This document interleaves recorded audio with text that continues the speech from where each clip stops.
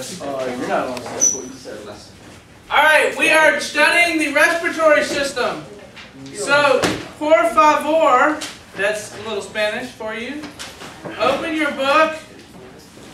A la página. A la. 992. Thousand. Oh no, it's not. 2,000, bro. It's un mil. One mil. 1,000. Oh my Is god. that a million? Close one. What's 1,000? We're here food. Y'all know Spanish? Yeah. Page 1,000, we finally made it. It's only Four. The respiratory system.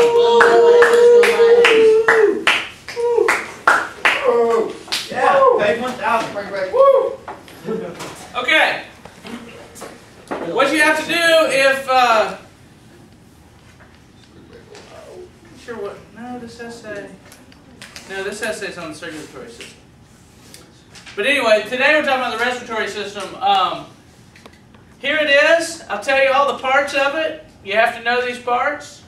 You have your nasal cavity. When you breathe in air, air comes into the nasal cavity. The nasal cavity contains lots of hairs and mucus that will warm the air and will clean it of any dust and debris and bacteria and stuff. And then the air goes down. And notice that there's a connection between the mouth and the nasal cavity in the back of the throat there. The back of the throat is called the pharynx. So these two, so you can breathe in through your mouth and through your nose, which is helpful if you're trying to take in extra air. You can breathe through both at the same time. Yes. Is that how, like something comes out of your nose? Yeah, if you're laughing or something while you're drinking milk, it comes up out of your nose. Is that when I stick stuff in my nose and it's coming out of my mouth? That's right. That's the same thing. They connect. So like you can't loogie. Like Right. You can't poke your brain through your nose, can you? Yeah, you could if you broke through the top here. Because your brain is right on top of the So, navel. so I have a question. That's how ninjas kill people. Yes. He was on How do people like put something in their nose and have it go like straight back? Look, you put it in your nose, Can't be healthy. and it can come all the way around and come straight One up. time I saw a guy on Ripley's Believe It or Not put a snake through his nose and it came out of his mouth. That's right. I was like, ugh. What's My buddy Mitch Brock could do spaghetti. What if you like Snake. breathe? Oh, Snake jackass. got like stuck in his. What happens? Oh, Like, when maybe- you're choking. Maybe Tucker's right on this. Okay, I'll show you choking in a second. So, the air continues down right here, and there's a little flap of tissue here called the larynx. Now, the larynx closes over the windpipe. I'm sorry, the little flap of tissue is called the epiglottis. And the epiglottis closes over your windpipe when you swallow food. Air will go down through this larynx, it's the opening to the windpipe, and that's where your vocal cords are. And I'll talk more about those in a minute. These things. And the air continues down the trachea. Now, so whenever you swallow, the epiglottis closes so the food doesn't go down the windpipe, so the food goes down the esophagus, which is this other tube. If you happen to swallow something, if you happen to be breathing while you're eating, sometimes the food can get lodged here in the windpipe because that epiglottis will come open if you're trying to talk and swallow at the same time.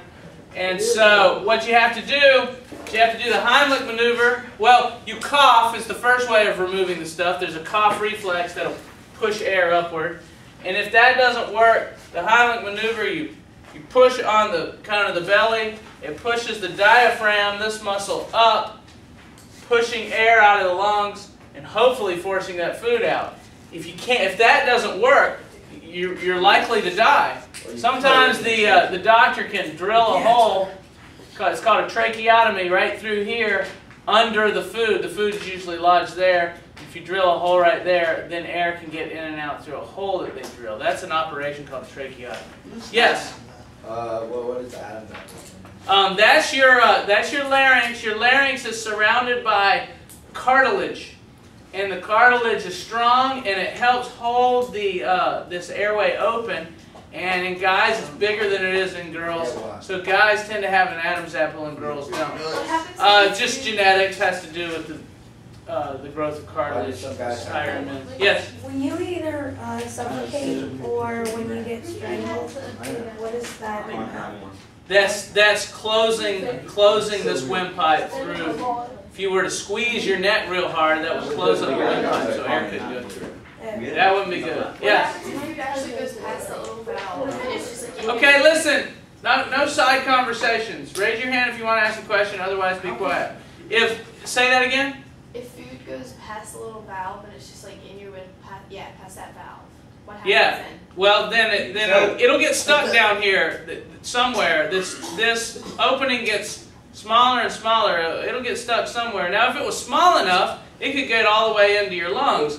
There are tiny particles in your lungs, dust and stuff that gets down there, and there are little cells in charge of the whole airway here is lined with cilia, little hairs that beat and move particles back upward. So real small particles that get far down are caught with the cilia, and that's moved back upward, and then sometimes you have to clear your throat because all this mucus, like I'm doing now, gets pushed up and into your throat area, and then you cough it out, and it gets into your mouth, and you can spit it out or swallow it. But usually large particles get stuck up here. Yes? So there's an actual, like, next to the larynx, Yes? on the other side, is there actually another pipe? Yes, that's the pipe that takes food to your stomach. It's called the So esophagus. it's just not showing the pipe? It's not showing it. Okay. Yes, Graham? When I was at camp 2 years ago, a kid was choking and I did the Heimlich. You did it on him? Saved a kid's life. You saved his life? Yeah. What did he give you? I think got Hogan some did medal that. and a bunch of stuff. Why'd you lie? Hogan did it. You said the kid one time. I killed In him. art class, 'cause he's choking on Video footage. like a little sour Quiet. cream thing. I killed Most him. of the air we breathe is nitrogen, Stop a gas we talking. really don't need, but about a fifth is oxygen. The air travels first down the windpipe towards a fork in the path, where the passages lead to the left or right lung. In the walls of these passages, the bronchi, are mucus-secreting ducts, like the one in the center of the picture. The mucus helps to trap dust particles before they can reach the lungs.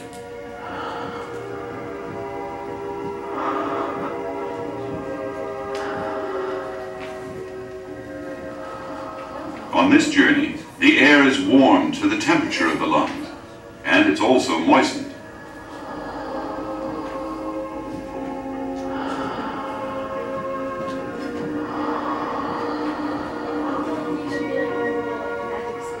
Some of the cells in these walls have tiny hairs which beat the mucus layer upwards.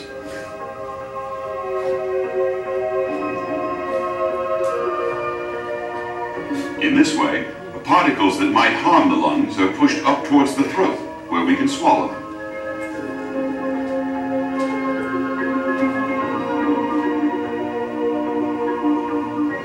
There are also wandering cells in these passages which search out bacteria and destroy them before they can reach the lungs. Bro, is this in the lungs right now? Yes.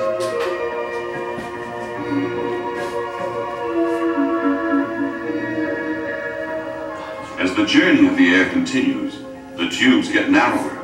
From a width of 1 inch, they divide and redivide more than 20 times until they're only 1/20th of an inch wide. Each of the smallest tubes ends in a spherical chamber called an alveolus.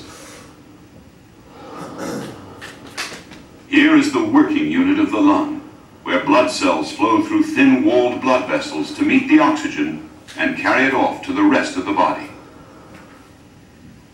These clusters of tiny bubbles form a dead end to the tubes that lead from the nose and mouth. The air we breathed in can travel no further than this without the help of the blood.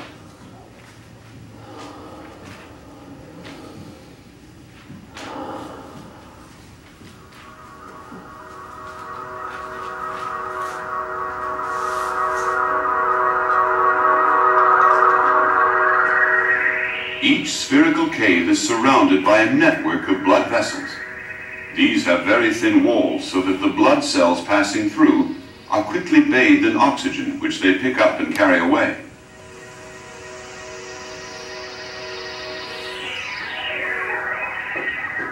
The blood vessels here are so narrow that the red blood cells have to squeeze through in single file, and they're moving at quite a speed. They have less than a second to get rid of their load of carbon dioxide and pick up a fresh load of oxygen. Bro, man, I used to rush her. Yes. Can I have a question? Yeah. How is that guy I'll talk about the movie. like alive?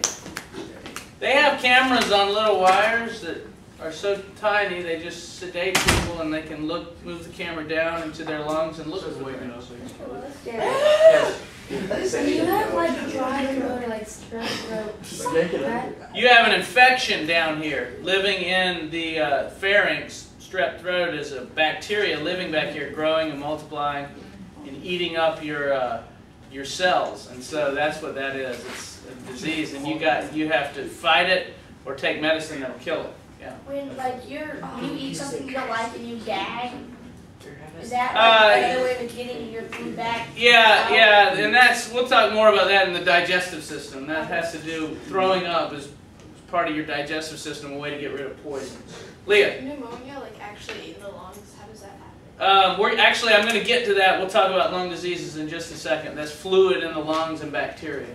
Yes? When people smoke, you know, and get like throat cancer and like they talk through that thing on their throat. Yes. How does that work? I'll show you, actually got a video on that coming up.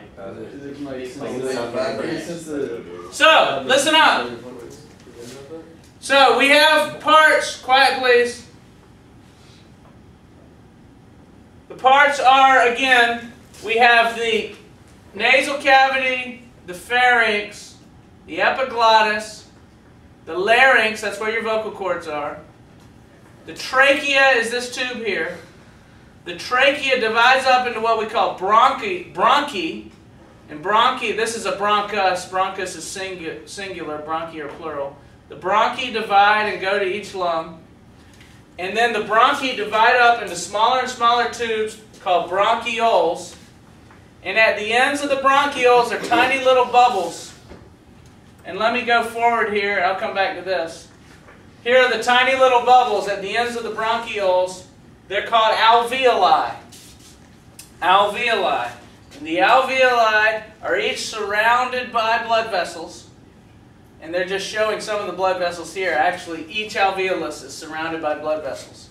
So blood comes in from the heart through the pulmonary vein, brings in blood cells. The blood becomes red because oxygen goes from this chamber into the blood cells and diffuses into the blood. And it shows right here oxygen going into the blood cells and carbon dioxide coming out of the blood cells. So when you breathe in, oxygen comes in and goes into your blood, and so the blood turns red. And when you breathe out that carbon dioxide that's extra that you don't need. Carbon dioxide is a waste product. So every breath out, you're breathing out carbon dioxide, and every breath in, you're taking fresh oxygen in to get into your blood. Every cell needs oxygen. For those little mitochondrions, do you remember the mitochondrions? The little mitochondrions that create energy, they need oxygen to do it. That's why you have to breathe oxygen, it's for your mitochondrions. And here is a close-up look at your larynx. This is the thing that forms your Adam's apple. And they've stuck a camera down someone and taken a picture. These are your vocal cords, those little things right there. And this is the cartilage that makes the voice box. And like I said, in guys, this area, this space where the vocal cords are is a lot bigger. So guys have deep voices. If the vocal cord, if this space is smaller, the voice is higher. And that's why kids have higher voices than adults, because as you grow, this area gets bigger. We have time? I think we have time. This is the story of a guy who had an accident where he had to get a vocal cord transplant. Now, one of the problems with it is, about halfway through the video, the audio gets away from the video. So you hear the voice, and then later you see him say it. So it's kind of weird, but it is a good story. And I think it's about 8 minutes. Hollidaysburg, Pennsylvania. Population, just over 5,000. and the place former firefighter Tim Heidler has always called home.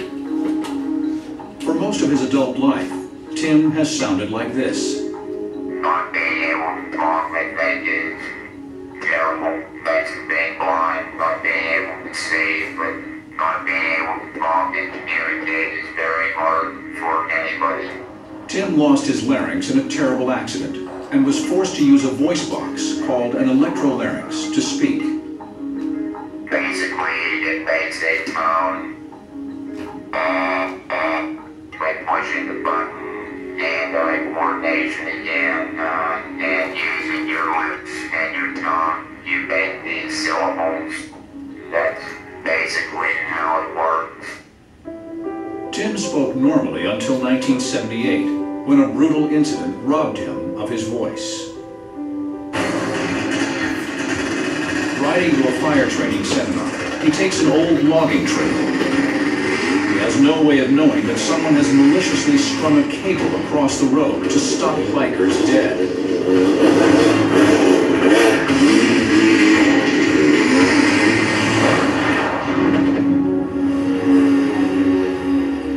Tim barely survived the accident. He eventually recovered from his injuries, but his larynx had been crushed by the cable and was irreparable. It seemed his voice was lost forever. Imagine trying to call Domino's and order a pizza. Imagine pulling up to a drive-up window and ordering a hamburger. It doesn't work. People laugh at you. For 20 frustrating years, Tim's only option was to speak through the electronic voice box. He continued to search for a better solution, until a 1998 news story led him to Dr. Marshall Strome, a larynx specialist at the Cleveland Clinic Foundation. For years, Dr. Strome had been working to perfect a human larynx transplant, something that had never been accomplished. He was finally ready for his first patient, and Tim Heidler was a perfect candidate. I thought I'd never find a candidate because four of us sat down with him and said, look, you could die with this operation. Why do you want to do it? In transplant surgery, the biggest danger is the donor organ itself. The recipient's immune system naturally attacks it as a foreign invader. To sidestep the body's natural defenses, doctors use drugs to suppress the recipient's immune system. This can cause even the smallest infection to become fatal. For Tim, it was worth the risk. With the doctor and patient in place, a non-diseased larynx must now be located and harvested from a corpse. In an extremely delicate operation, the donor larynx, as well as other throat tissue, will replace what Tim lost in 1978. Even so, there is no guarantee that it will function once he recovers. The search for the ideal donor takes months. We've been screening for approximately 6 months. And I passed on a lot of donors because I didn't think they were perfect. Then, on January 3rd, 1998, 40-year-old Matt Douglas dies unexpectedly from an aneurysm. For his family, the tragedy of Matt's sudden death is mitigated by the fact that he is a perfect donor for the transplant. Doctors mobilize.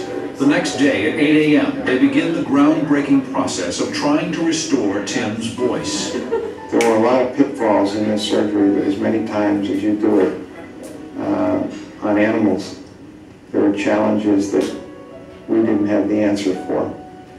For example, the suture line could potentially break down, leak, and become infected. And in the face of immunosuppression, the potential is there for that infection to be overwhelming. For the first 8 hours, Dr. Strome and his team performed the delicate surgery.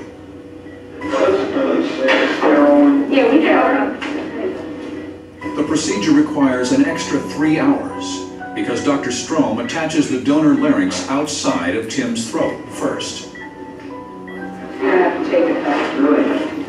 In removing the damaged larynx, we had to be careful not to disturb the new blood supply that we've established with the donor organ. The challenges posed by this larynx transplant were enormous. Tim's throat had been so badly damaged in the accident, he needed much more than a larynx. And we took 5 rings of this windpipe because his windpipe was crushed as well. Well, in order to maintain the blood supply that we needed, I felt it was necessary to transplant the thyroid gland. And with that came the little parathyroid glands. After 12.5 hours, the team puts in the final sutures. Tim has survived the surgery, but there's only one question. Will he be able to speak? It's just really swollen the bottom. The best thing Tim can do to help restore his speech is to remain absolutely silent. After an anxious 2.5 days, doctors ask their patient to speak. Okay, one more breath. Now the high lung. Tim Heidler, using a transplanted larynx, speaks for the first time in 20 years. It was a very coarse quality voice that is nothing like what he has now. It wasn't even made with his vocal folds, but just the top of the voice box fluttering. And he had tears in his eyes. 3 weeks later, Tim meets the press. The possibilities are really unknown. To allow access to his new larynx in case of complications, doctors decide to keep his trachea open.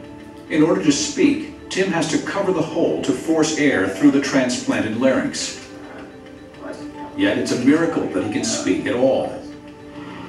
Being able to speak again is going to change my whole life. Today, after years of recovery, Tim sounds almost completely normal. But the struggles of being voiceless for 2 decades still haunt him. A lot of it's hard to explain because people take their voice for granted. I mean, it's part of a normal life to be able to talk. And when that disappears, your body just starts to fall apart. You lose all your self-esteem. You don't feel good about yourself. And you just basically give up on life. Curiously, Tim does not sound like the organ donor. So far, so good. Everything's doing good. I don't sound like the donor because we have audio tapes of him. And he was a very large man. He had a real low voice. And I have 2 brothers and 4 sisters. And we think, if anything, I sound like my dad. What makes us sound the way we do is the shape of our mouth, the amount of space that we have in our head to resonate. Which is why our voice boxes can be very different in terms of dimension sometimes, but we sound very much like one of our parents. Today is a very good day. Great, you're doing just perfectly. As you can notice, run a pitch way up. He has pitch, he has inflection, he has a totally normal speaking voice. Yeah, it is. It's amazing. The results are really beyond my wildest dreams. I mean, it's one of the greatest things that has ever happened to me. Although Tim endured 20 years with a robotic voice, I'm a fighter. That's what I am. today Tim speaks and can even sing with a voice he can call his own. In the land of the free and the home of the brave.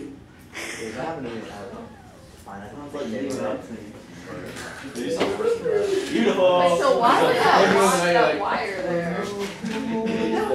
Okay, there's the, this is the body of a dead person that's cut in half. The way they do this is that there's no reason to put things up. We're still going here, Sophie. Wow. They can take a person and freeze them, and then using a really sharp saw, cut them in half. And that's what they've done here. This is to teach medical students how the body really looks on the inside. I hope they do that to me. But you can see the nasal cavity there, and the big nasal folds on the inside of your nasal cavity. And here's the back of the throat right here, the pharynx. And here is the, that's the epiglottis right there. And here is the windpipe right there. Back here is the esophagus that takes food to your stomach. And so that's what it really looks like.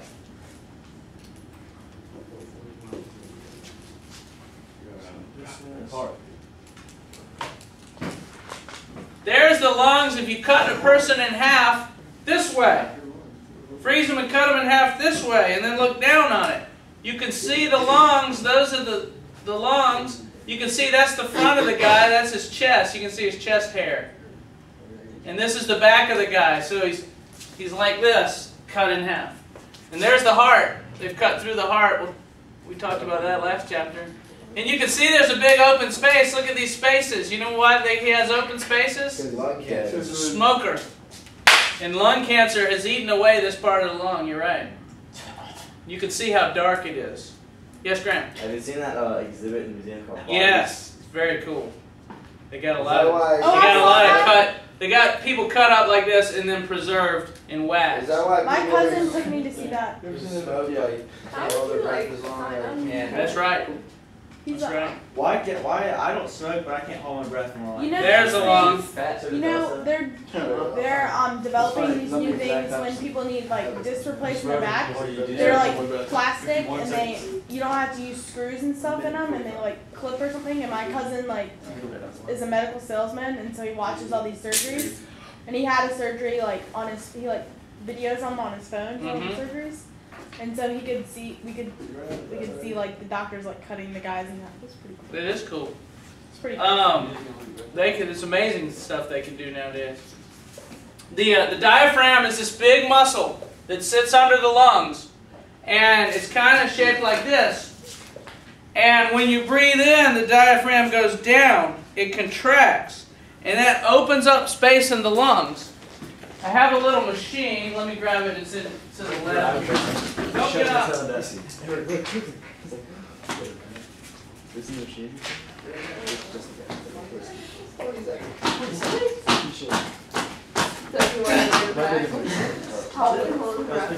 This basically shows you how it works. This balloon down here serves like the diaphragm. When the diaphragm goes down, the balloon here, that's like the lung, fills up. When the diaphragm relaxes, it deflates. So that's how you breathe, is actually by moving the diaphragm. And air, there's a hole here. So air will naturally go into the lungs when the diaphragm goes down and come out of the lungs when the diaphragm goes up.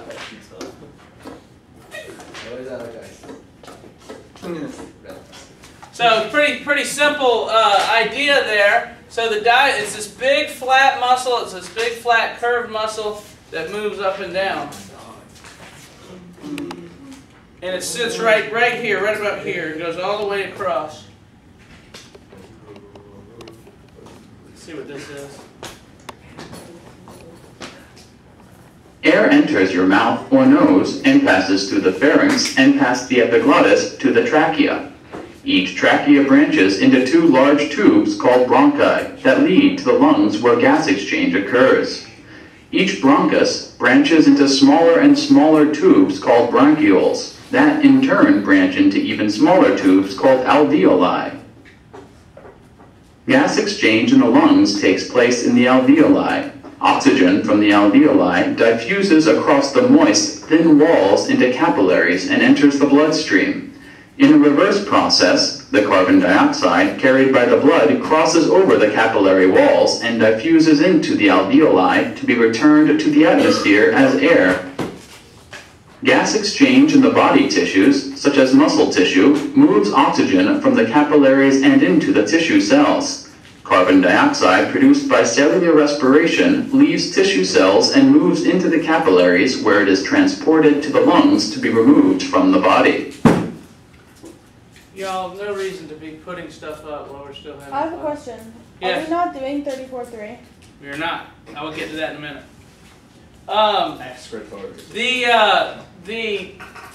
There are a lot of lung disorders, problems that the lungs have, and there's a table on page 1004, and I want to talk about these, some of these in a minute. You've probably heard of asthma, bronchitis, emphysema, pneumonia, tuberculosis, lung cancer. You may not know exactly what they are. I'm going to go over each of them. Starting with pneumonia. Pneumonia is where the alveoli, these little bubbles, and let me actually go back here. Remember, when you breathe in air, it ends in little bubbles. Sometimes the bubbles can become infected. That means you have bacteria living in your lungs. And the way the body fights it is it releases a lot of mucus onto the bacteria to kind of trap the bacteria. And your lungs can basically fill up with this mucus. And that's called pneumonia. And it makes it so it's hard to get air in and out because there's all this fluid in there.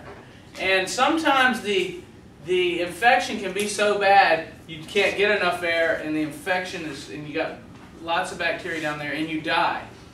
Your age people usually survive pneumonia fine. You're just sick for a couple weeks. But it kills a lot of old people. A good percentage of the population dies from pneumonia if they get it when they're old. Now, this is called pulmonary fibrosis. If you ever breathe in particles that are really small, like coal dust and asbestos, if you've probably heard of asbestos, it's a thing they used to use for insulation in houses. If you breathe in these particles, they're microscopic, and they can get all the way down into the lungs. It's almost like little pieces of plastic fibers here. And those things will never leave. They can't be broken down by your cells. They're made of plastic that will last forever, and they irritate the lungs. They poke holes in it and cause a lot of problems. And they can eventually cause cancer because your cells reacting to that have problems. Everyone have this? What about mold? Everyone has a little bit of particles in their body, but people who used to work with the asbestos and stuff, putting it in, came down with a lot of this pulmonary fibrosis. Mold is a living thing that can get inside your lungs and multiply and cause infections like pneumonia and other things. What about insulation like they use today? It doesn't have the asbestos, so it's fine. It's old-time insulation. If houses built in the 50s or earlier, usually most of them had asbestos. Tuberculosis, you may have heard of that. Tuberculosis is a kind of bacteria that the way the body fights it is to form a little black encasement around the bacterium that scientists call a tubercle. And the little bacteria sits inside this tubercle, and it can sit there your whole life. Lots of people have tuberculosis bacteria in their lungs, but they're fine. But when they get older, especially if they catch diseases like AIDS, HIV, and they no longer have immunosuppression, the bacteria can jump out of these cases and cause a bad lung infection that ends up killing you. It doesn't have to be HIV. It can just be getting old. Parts of people who get old, the tuberculosis will jump out of these little capsules. How rare is that? It's not very rare. A lot of people have it, live with it their whole lives, die, and the bacteria never come out of these tubercles. So lots of people have been exposed. I don't know the percentage, but I want to guess maybe 20% of the whole population has some of these tubercles. There's a skin test you can do to see if you have it.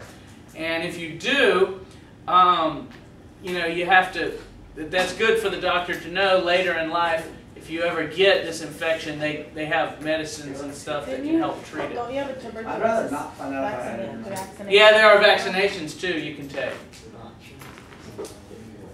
Emphysema, have you ever heard of that? Yep. This happens in smokers. What happens if you smoke, and it can happen other ways, but often if you smoke, it causes the little bubbles, the little alveoli, it causes the walls to get real weak and thin and break. The example I use is if you were to paint a balloon.